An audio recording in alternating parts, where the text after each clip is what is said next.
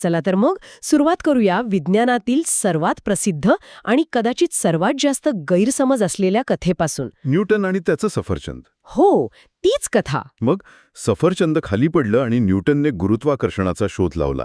ही कथा खूपच सोपी करून सांगितली जाते, पण ती अपूर्ण आहे. वस्तू खाली पडतात हे माणसाला हजारो वर्षांपासून माहीत होतंच. वस्तूंचं खाली पडणं हे काही गूढ नव्हतं. बरोबर. म्हणजे न्यूटनचं वेगळेपण हे केवळ त्या खाली पडणाऱ्या सफरचंदाकडे पाहण्यात नव्हतं, तर त्याने स्वतःला विचारलेल्या प्रश्नात होतं. मी विचार करत होते की त्याने सफरचंद का पडलं असा प्रश्न विचारलाच नाही. नाही, अजिबात नाही.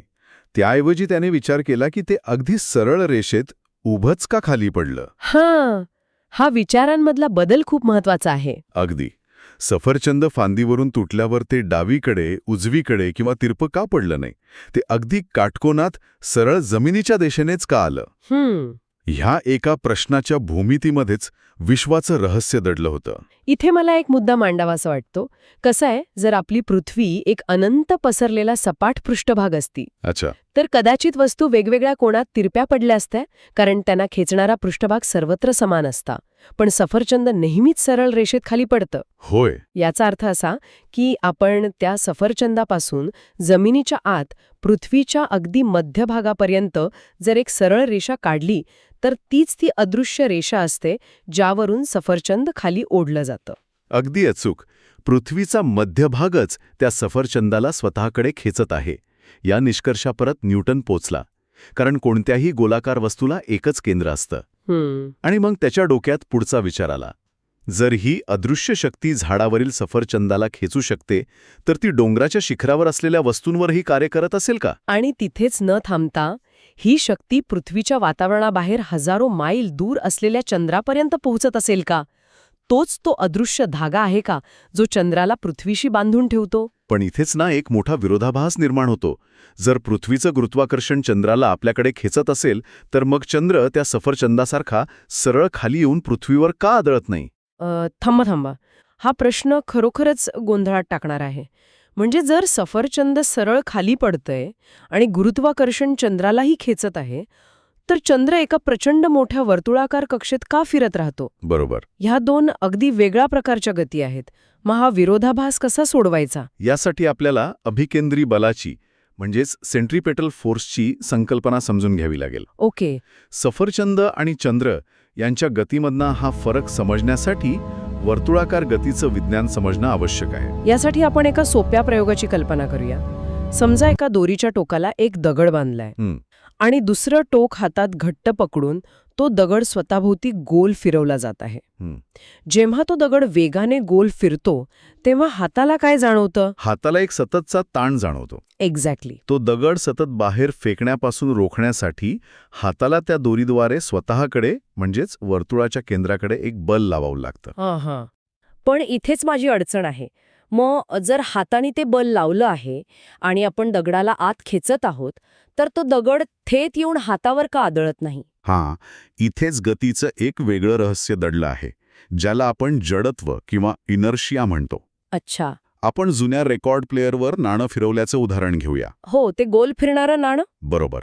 जोपर्यंत घर्षण असतं तोपर्यंत नाणं गोल फिरतं, पण जसं वेग वाढतो आणि घर्षण संपतं, तसं ते नाणं गोल फिरण्याऐवजी एका सरळ रेषेत उडून जातं. होय, ती सरळ रेषा म्हणजे त्या वर्तुळाची स्पर्शिका किंवा टँजंट असते, बरोबर? अगदी तसंच दगडाचंही आहे. दगडाला स्वतःचा असा एक पुढे जाण्याचा वेग असतो, त्यामुळे प्रत्येक क्षणी त्याला सरळ रेषेत पुढे जायचं असतं. पण दोरीचा ताण त्याला सतत आतल्या बाजूला खेचत असतो. दगड पुढे जाऊ पाहतो, पण दोरी त्याला आत ओढते. म्हणजेच तो दगड पुढे जातो, थोडा आत खेचला जातो, पुन्हा पुढे जातो, पुन्हा आत खेचला जातो. एक्झॅक्टली. या दोन गोष्टींच्या सततच्या ओढाताणीमुळे तो दगड एका वर्तुळाकार मार्गात अडकतो. अगदी तसंच चंद्राच्या बाबतीत घडतं. चंद्रही पृथ्वीभोवती फिरताना त्याच्या आडव्या प्रचंड वेगामुळे सतत सरळ रेषेत पुढे जाण्याचा प्रयत्न करत असतो. बापरे. हो, पण पृथ्वीचं गुरुत्वाकर्षण ही त्या अदृश्य दोरीसारखीच काम करते. ती चंद्राला सतत स्वतःकडे ओढते. त्यामुळे चंद्र प्रत्यक्षात सतत पृथ्वीच्या दिशेने पळत असतो. पण त्याचा आडवा वेग इतका जास्त असतो की तो पृथ्वीवर आदळण्याऐवजी तिला सतत चुकवत राहतो. आणि एका कक्षेत फिरत राहतो. हे ऐकायला किती अद्भुत वाटतं ना. म्हणजे चंद्र सतत आपल्या दिशेने पडत आहे, पण तो नेहमी हुकतो. हो ना. न्यूटनने हे ओळखलं की पृथ्वी आणि चंद्र यांच्यातील या अदृश्य दोरीचं काम गुरुत्वाकर्षण करतं.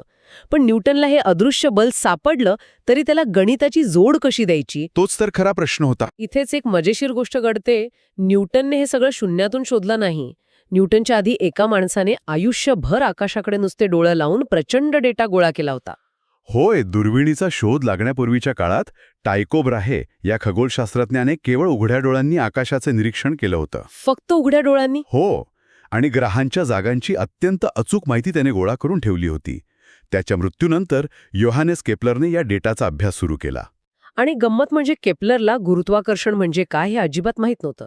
त्याने फक्त गणिताच्या आधारे ग्रहांच्या जागांचा अभ्यास केला. बरोबर. आणि त्यातून त्याने ग्रहांच्या गतीचे 3 आश्चर्यकारक नियम मांडले, जे आजही आपण वापरतो. केपलरचा पहिला नियम हा हजारो वर्षांच्या एका समजुतीला छेद देणारा होता. तोपर्यंत मानलं जायचं की ग्रह परिपूर्ण वर्तुळात फिरतात. पण केपलरने सांगितलं की ग्रहांची कक्षा ही परिपूर्ण वर्तुळाकार नसून लंबवर्तुळाकार किंवा इलिप्स असते. लंबवर्तुळाकार कक्षा. याची कल्पना करण्यासाठी आपण एका आईस्क्रीमच्या कोनाचा विचार करूया. म्हणजे जर तो कोन अगदी सरळ आडवा कापला तर एक परिपूर्ण वर्तुळ मिळतं. बरोबर. पण जर तोच कोन थोडा तिरपा कापला तर जो ताणलेला अंडाकृती आकार मिळतो त्याला लंबवर्तुळ म्हणतात. या लंबवर्तुळाला एक नव्हे तर 2 नाभी म्हणजे फोकल पॉइंट्स असतात. केपलरच्या पहिल्या नियमानुसार ग्रह ह्या लंबवर्तुळाकार कक्षेत फिरतात आणि सूर्य हा त्या लंबवर्तुळाच्या एका नाभीवर स्थित असतो. अगदी बरोबर. आणि दुसरी नाभी पूर्णपणे रिकामी असते. अच्छा. सूर्य एका बाजूला असल्यामुळे ग्रह जेव्हा सूर्याभोवती फिरतात तेव्हा त्यांचं सूर्यापासूनचं अंतर सतत बदलत असतं. कधी ते सूर्याच्या अगदी जवळ येतात तर कधी खूप दूर जातात. यातूनच केपलरचा दुसरा नियम जन्माला आला. दुसरा नियम म्हणजे समान क्षेत्रफळाचा नियम. जर ग्रहाला सूर्याशी जोडणारी एक काल्पनिक रेषा मानली तर ती रेषा समान वेळेत समान क्षेत्रफळ व्यापते. पण हे समजायला मला थोडं कठीण जातं. हे प्रत्यक्षात कसं दिसतं? कसं आहे ना, समजा आपण एका ग्रहाचं 1 महिन्यासाठी निरीक्षण केलं. जेव्हा तो ग्रह सूर्यापासून खूप दूर असतो तेव्हा ती काल्पनिक रेषा खूप लांब असते. ओके. त्यामुळे समान क्षेत्रफळ व्यापण्यासाठी ग्रहाला स्वतःच्या कक्षेत खूप कमी अंतर कापावं लागतं. म्हणजेच त्याचा वेग मंदावतो. अच्छा. पण जेव्हा तोच ग्रह सूर्याच्या अगदी जवळ येतो तेव्हा ती रेषा खूप आखूड होते. आणि मग तेवढंच समान क्षेत्रफळ त्याच एका महिन्यात व्यापण्यासाठी ग्रहाला कक्षेत खूप जास्त अंतर वेगाने कापावं लागतं. एक्झॅक्टली. थोडक्यात सांगायचं तर ग्रह जेव्हा सूर्याजवळ येतात तेव्हा ते वेगाने पळतात आणि दूर जातात तेव्हा ते संथ होतात. जणू काही अंतराळातील हा एक स्पीड लिमिट नियमच आहे. हो ना. केपलरने फक्त आकाशातील ठिपक्यांची नोंद ठेवून ग्रहांचा हा वेग शोधून काढला. हे खरोखरच थक्क करणारं आहे. आणि केपलरचा तिसरा नियम हा या सर्व चर्चेचा सर्वात महत्त्वाचा दुवा आहे. हा नियम ग्रहाच्या सूर्याभोवती फिरण्याचा कालावधी आणि त्याचं सूर्यापासूनचं अंतर यांच्यातील संबंध स्पष्ट करतो. केपलरने शोधून काढलं की ग्रहाचा आवर्तकालाचा वर्ग म्हणजे टीचा वर्ग हा ग्रहाच्या सूर्यापासूनच्या सरासरी अंतराच्या घनाला म्हणजे आरच्या घनाला समानुपाती असतो. म्हणजेच जर टीच्या वर्गाला आरच्या घनाने भागलं तर उत्तर नेहमी एकच येतं, एक स्थिरांक किंवा कॉन्स्टंट, ज्याला आपण के म्हणूया. बरोबर. हा नियम फक्त एका ग्रहासाठी नाही तर सूर्यमालेतील सर्व ग्रहांसाठी लागू होतो. केपलरने केवळ एका कोन मापकाच्या सहाय्याने विश्वाचा हा के स्थिरांक शोधून काढला. हो. पण मला आश्चर्य या गोष्टीचं वाटतं की त्याला कधीच हे समजलं नाही की हे सर्व ग्रह एकाच नियमाने का बांधलेले आहेत.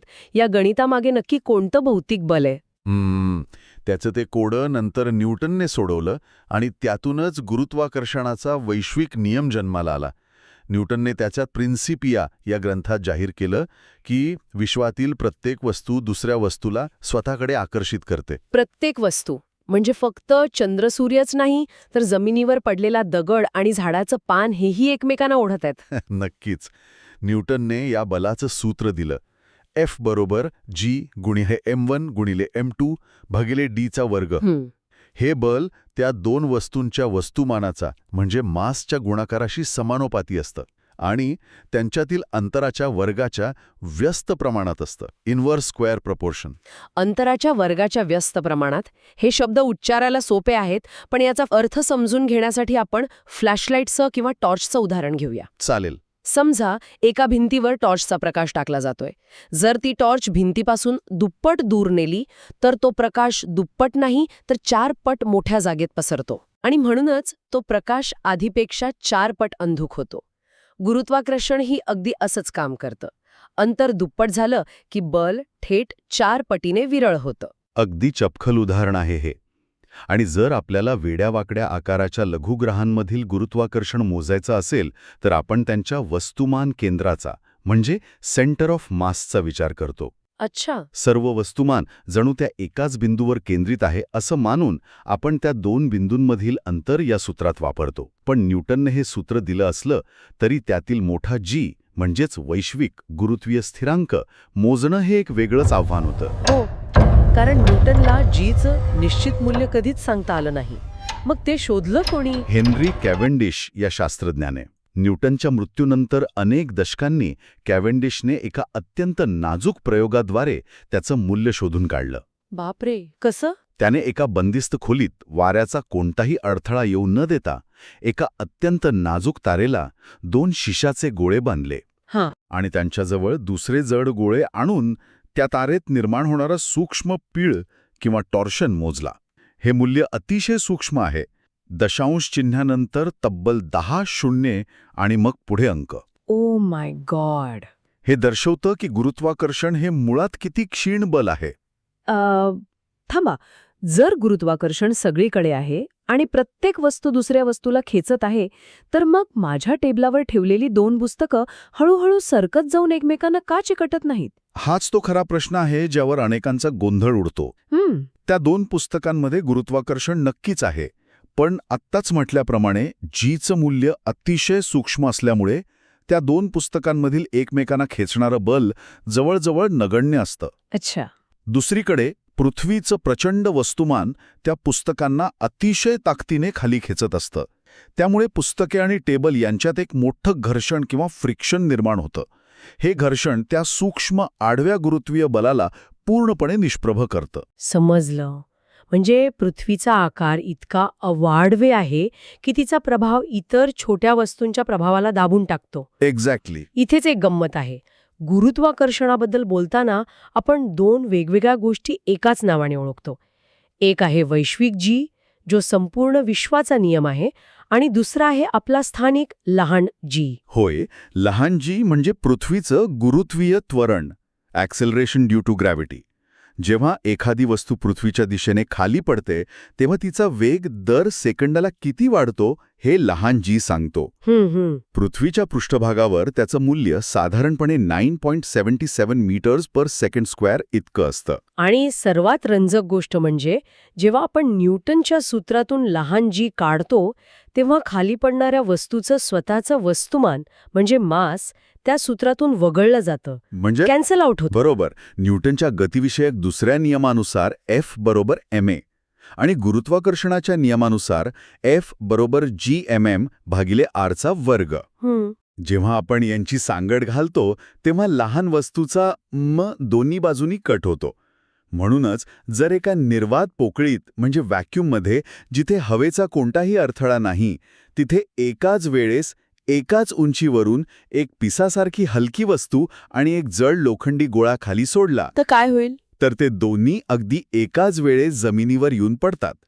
खाली पडण्याचा वेग वस्तूच्या स्वतःच्या वस्तुमानावर अवलंबून नसतो. खरंच कमाल आहे. पण हा लहान जी सुद्धा पृथ्वीवर सगळीकडे सारखा नसतो, बरोबर? नाही. पृथ्वी पूर्णपणे गोल नसून ती विषुववृत्तावर थोडी फुगीर आहे आणि ध्रुवांवर थोडी चपटी आहे. त्यामुळे ध्रुवांवर पृथ्वीच्या केंद्रापासूनची त्रिज्या कमी असते आणि अंतराच्या व्यस्त प्रमाणामुळे तिथे जीचं मूल्य सर्वात जास्त असतं. जसं आपण उंचीवर जातो तशी पृथ्वीच्या केंद्रापासूनची त्रिज्या वाढते आणि जीचं मूल्य कमी कमी होत जातं. पण मग इथेच एक फसवणारा विचार मनात येतो. जर आपण पृथ्वीत खोलवर खड्डा खणून आत गेलो तर आपण पृथ्वीच्या केंद्राच्या अधिक जवळ जातो, म्हणजे त्रिज्या कमी होते, तर मग ओढ किंवा जीचं मूल्य वाढायला हवं ना? तसं वाटणं अत्यंत स्वाभाविक आहे. पण प्रत्यक्षात तसं होत नाही.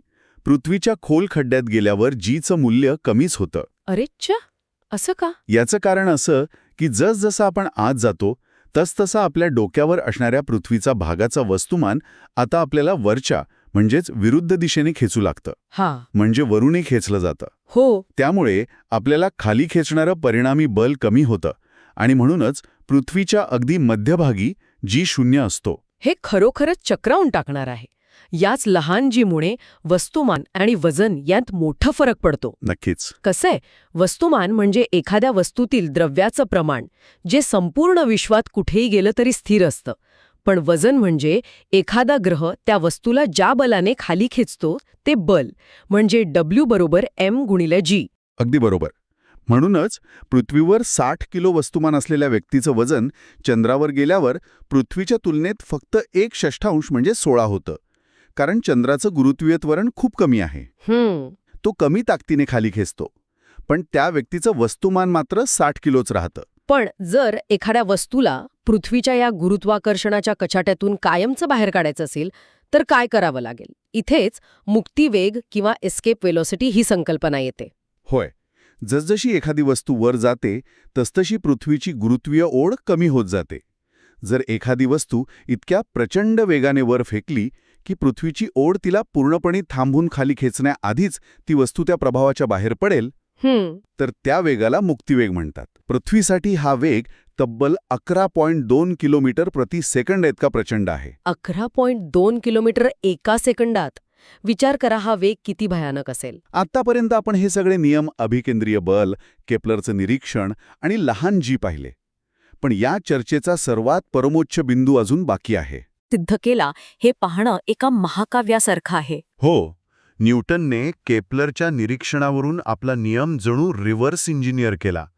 त्याने सुरुवात केली ती आपण मगाशी पाहिलेल्या अभिकेंद्री बलाच्या सूत्राने, म्हणजे F बरोबर mv²/r.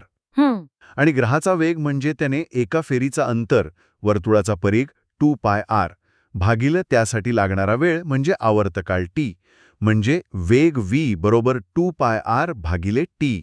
पण न्यूटन जेव्हा या वेगाच्या सूत्राला पहिल्या अभिकेंद्री बलाच्या सूत्रात टाकतो तेव्हा त्याला एक नवीन समीकरण मिळतं.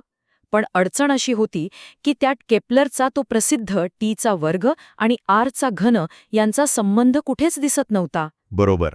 न्यूटनला आपलं गणित केप्लरच्या प्रत्यक्ष निरीक्षणांशी जुळवून पाहायचं होतं. इथेच न्यूटनने ती जादुई गणितीय युक्ती वापरली. होय, ही एक प्रकारची गणिती हातछालाखी होती. त्याने त्या समीकरणाला r² भागिले r² ने गुणलं. कोणत्याही संख्येला त्या संख्येने भागल्यावर उत्तर 1 येतं.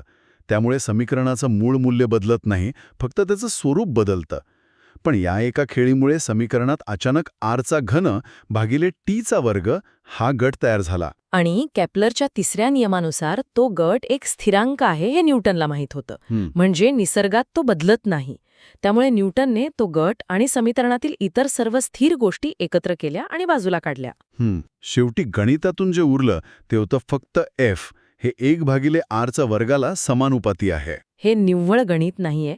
हे निसर्गाला त्याची गुपितं उघड करायला भाग पाडण्याची एक अफाट बौद्धिक खेळी आहे.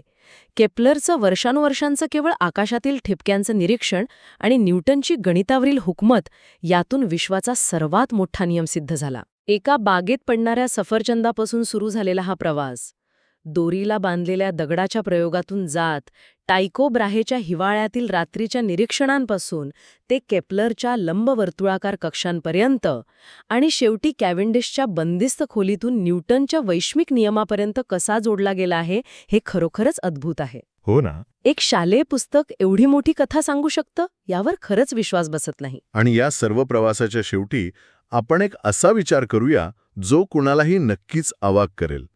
याला आपण विश्वाचा विरोधाभास किंवा द कॉस्मिक पॅराडॉक्स म्हणू शकतो. विज्ञानातील सर्व मूलभूत बलामध्ये गुरुत्वाकर्षण हे सर्वात कमकुवत आणि क्षुल्लक बल आहे.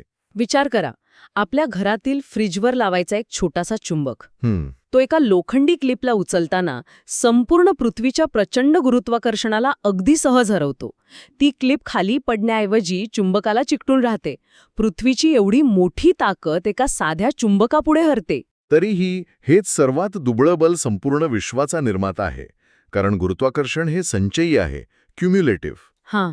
ग्रहांच्या आणि ताऱ्यांच्या अवाढव्य आकारामुळे ते नेहमी जोडलं जातं आणि एकत्रितपणे काम करतं.